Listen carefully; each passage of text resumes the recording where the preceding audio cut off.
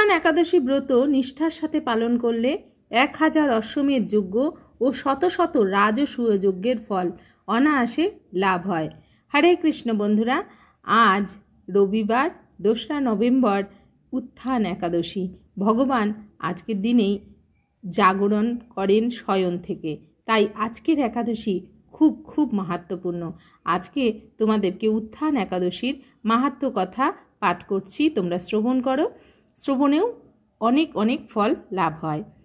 কার্তিক মাসের শুক্লপক্ষের একাদশীর মাহাত্ম্য স্কন্দপুরাণে ব্রহ্মা নারদ সংবাদে বর্ণিত হয়েছে।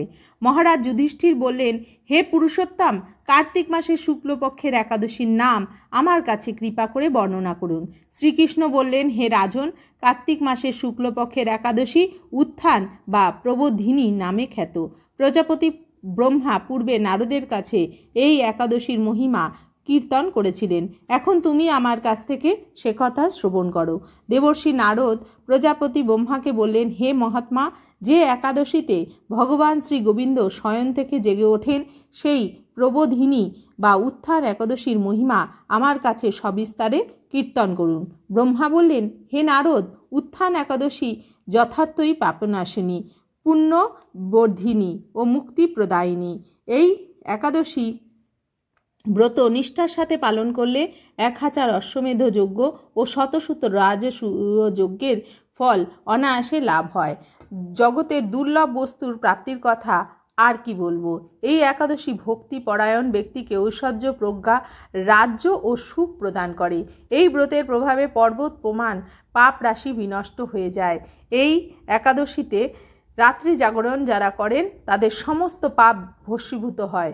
শ্রেষ্ঠ মুনিগণ তপস্যার দ্বারা যে ফল করেন এই ব্রতের উপবাসে তা পাওয়া যায়। যথাযথভাবে এই ব্রত পালন করলে আশাতীত ফল লাভ হয়, কিন্তু অবিধিতে উপবাস করলে স্বল্পমাত্র ফল লাভ হয়।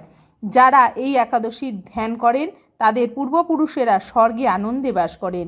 এই একাদশী উপবাস ফলে ব্রহ্মহত্যাজনিত ভয়ঙ্কর নরক যন্ত্রণা থেকে নিস্তার পেয়ে বৈকুণ্ঠ গতি লাভ হয়ে থাকে। অশ্বমেধ যজ্ঞ দ্বারাও যা সহজে লাভ হয় না। তীর্থে প্রভৃতি, স্বর্ণ প্রভৃতি দান করলে যে পুণ্য অর্জিত হয়, এই উপবাসের রাত্রি জাগরণে সেই সকল অনায়াসে লাভ হয়ে যায়। যিনি সঠিকভাবে উত্থান একাদশীর ব্রত অনুষ্ঠান করেন তার গৃহে ত্রিভুবনের সমস্ত তীর্থ এসে উপস্থিত হয়। হে নারদ, বিষ্ণুর প্রিয়তমা, এই প্রবোধনী একাদশীর উপবাস করলে সর্বশাস্ত্রে জ্ঞান ও তপস্যার সিদ্ধি লাভ করে চরমে মুক্তিলাভ হয়। যিনি সমস্ত লৌকিক ধর্ম পরিত্যাগ করে ভক্তিভরে এই ব্রত উপবাস করেন তাকে আর পুনর্জন্ম নিতে হয় না। এমনকি মন ও বাক্য দ্বারা অর্জিত পাপরাশিও শ্রীগোবিন্দের অর্চনে বিনষ্ট হয়ে যায়। হে বৎস, এই ব্রতের শ্রদ্ধা সহকারে জনার্দনের উদ্দেশ্যে স্নান, দান, জপ, কীর্তন, হোমাদি করলে অক্ষয় ফল লাভ হয়। যারা উপবাস দিনে শ্রীহরির প্রতি ভক্তিভাবে দিন যাপন করেন তাদের পক্ষে জগতে দুর্লভ বলে আর কিছু নেই।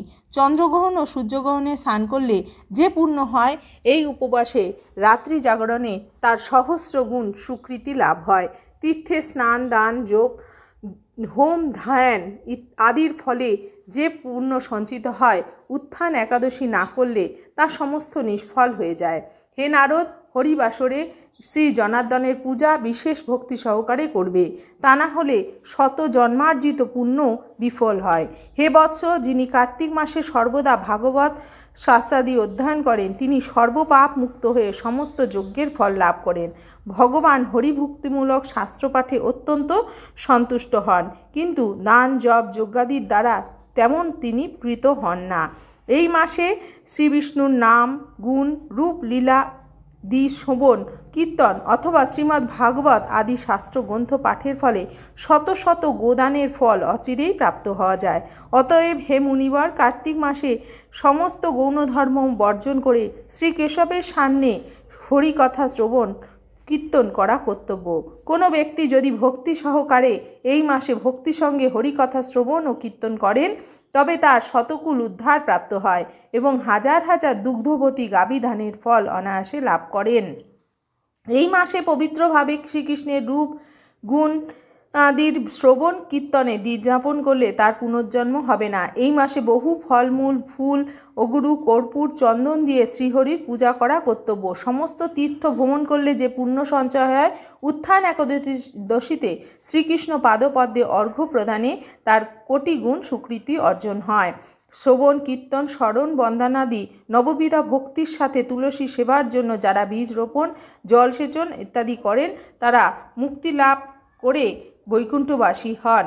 হে নারদ, সহস্র সুগন্ধি পুষ্পে দেবতার অর্চনে বা সহস্র সহস্র যজ্ঞ ও দানে যে ফল লাভ হয়, এই মাসের হরিবাসরে একটি মাত্র তুলসী পাতা শ্রী ভগবানের চরণ কমলে অর্পণ করলে তার অনন্ত কোটি গুণ লাভ হয়। তো এই ছিল উত্থান একাদশীর মাহাত্ম্য কথা।